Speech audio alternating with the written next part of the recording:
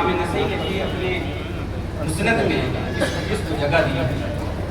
سعد بن عبادہ ایک صحابی ہے، ان سے مروی ہے کہ حضور صلی اللہ علیہ وسلم کی بارگاہ میں آئے، عرض کیا یا رسول اللہ میرے ماں کا انتقال ہو گیا ہے، ان کے لیے کون سا عمل بہترین ہے، کون سا صدقہ بہترین ہوگا؟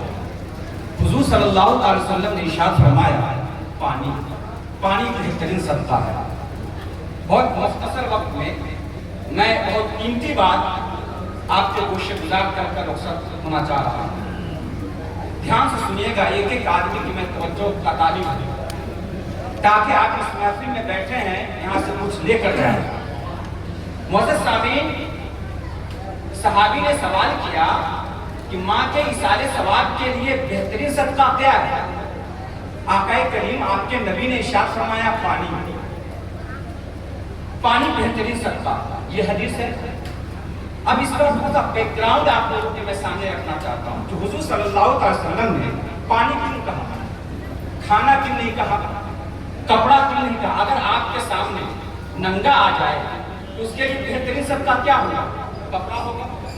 اگر آپ کے سامنے بھوکا آ جائے تو اس کے لیے بہترین صدقہ کیا ہوگا؟ کھانا ہوگا۔ حضور صلی اللہ علیہ وسلم نے بہترین صدقہ پانی کہا، اس کے پیچھے وجہ یہ ہے، اس کے پیچھے حکمت یہ ہے کہ اس وقت مدینے میں پانی کی قلت تھی، سماج کو، مدینہ کے باشندوں کو پانی کی ضرورت تھی، تو اپنے صحابہ کو یہ تعلیم دیا ہمارے نبی نے کہ تم اپنے ماں باپ کے نام پر وہ صدقہ کرو جو تمہارے سماج کے لیے ضروری ہے، وہ صدقہ کیا گیا، اس لیے نبی نے پانی کا حکم دیا۔ آج آپ کے سماج کو کس چیز کی ضرورت ہے؟ آج آپ کے سماج کو تعلیم کی ضرورت ہے، آج آپ کے سماج کو شکشا کی ضرورت ہے، آج آپ کے سماج کو ایجوکیشن کی ضرورت ہے۔ کیوں؟ سچر کمیٹی کی رپورٹ بتاتی ہے کہ پورے ہندوستان کے مسلمانوں کا سرکشن کیا گیا ایجوکیشن کے معاملے میں، اور بھی فیلڈ میں ان کا جائزہ لیا گیا، سرکشن کیا گیا۔ ایجوکیشن کے معاملے مسلمانوں کا، ہندوستان کے مسلمانوں کا، آپ کا، ہمارا جب تجزیہ کیا گیا تو پتا چلا کہ ہندوستان کا مسلمان صرف 7% مسلمان پڑھا لکھا، 7%، 93% مسلمان الٹریٹ ہے، 7%، اس میں سے 7% میں سے 4% مسلمان اگر پڑھا لکھا ہے تو مدارس اسلامیہ کی وجہ سے پڑھا لکھا۔ قربان جائے مفتی غلام حیدر نشبوری الکامہ کے مشن پر، جنہوں نے دارالسلمانیہ کا قیام کر کر اس حدیث پر عمل کر کے بتایا کہ سماج کو جس چیز کی ضرورت ہے، معزز سامعین، اس میں ہم پیش رفت ہیں، اس میں ہم آگے آئے۔ معزز سامعین، میں آپ کو بتاتا چلوں کہ آج آپ کے سماج کو تعلیم کی کتنی اہم ضرورت ہے۔ سچر کمیٹی رپورٹ بتاتی ہے کہ 4% مسلمان مدرسہ سے پڑھا لکھا اور 3% مسلمان اسکول سے پڑھا لکھا۔ اب یہ بتائیے کہ آپ کا دینی ادارہ غریب ہے یا دنیاوی ادارہ غریب ہے؟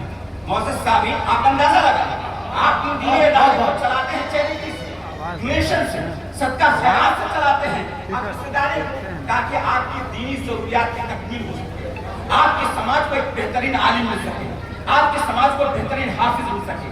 یہی دارالسلمانیہ ایک ایسا ادارہ ہے جس نے ایک ایسا فرزند پیدا کیا جو پورے ہندوستان میں اپنے نام سے ڈنکا پیٹ رہا، آپ جن کو ہم اور آپ محمود گوہر اسلام پوری کے نام سے جانتے ہیں۔ معزز سامعین، اندازہ لگائیے اس ادارے کی کتنی بڑی خدمت ہے۔ اس ادارے نے بہت سارے افراد تیار کیے ہیں، اس اسٹیج پہ آپ دیکھ رہے ہیں، اس میں کم و بیش اس ادارے نے تیار کیے ہیں۔ اس لیے ضروری ہے کہ آپ اپنے بیچ میں اپنے سماج کے لوگوں کے ساتھ گڑھ جوڑ کر کے آپ ادارے کا قیام کریں، ایک ایسے ادارے کا قیام کریں جہاں دین کی بھی تعلیم ہو، دنیاوی تعلیم ہو۔ اس لیے کہ مسلمانوں کو آج کے اس دور میں جتنے چیلنجز کا سامنا کرنا پڑے گا، اگر اس تمام چیلنجز کا اگر جواب ہے تو وہ ایجوکیشن کے ذریعے سے ہی ممکن ہے، تعلیم کے ذریعے سے ہی ممکن ہے۔ اس لیے ڈاکٹر اقبال نے کہا تھا کہ لکھنا نہیں آتا تو میری جان پڑھا کر، لکھنا نہیں آتا تو میری جان پڑھا کر، ہو جائے گی تیری مشکل آسان پڑھا کر، پڑھنے کے لیے اگر تجھے کچھ نہ ملے تو چہروں پہ لکھے درد کے عنوان پڑھا کر، لا ریب تیری روح کو تسکین ملے گی، لا ریب تیری روح کو تسکین ملے گی تو قرب کے لمحات میں قرآن پڑھ کر اور آخری شعر ہے جو اپنے اقبال کا کہ آج آئے گا مسلمانوں تمہیں جینے کا طریقہ، آج آئے گا مسلمانوں تمہیں جینے کا طریقہ، تو سرور کونین کے فرمان پڑھا کر، لکھنا نہیں آتا تو میری جان پڑھا کر، ہو جائے گی تیری مشکل آسان پڑھا کر۔ مولا بلاک اللہ کی دعا ہے کہ ہماری اس چند کلمات کو حضور کی بارگاہ میں قبول فرمائے اور اللہ ہمیں اس کلمات کے ذریعے سے ہماری نجات کا ذریعہ بنائے، آمین ثم آمین۔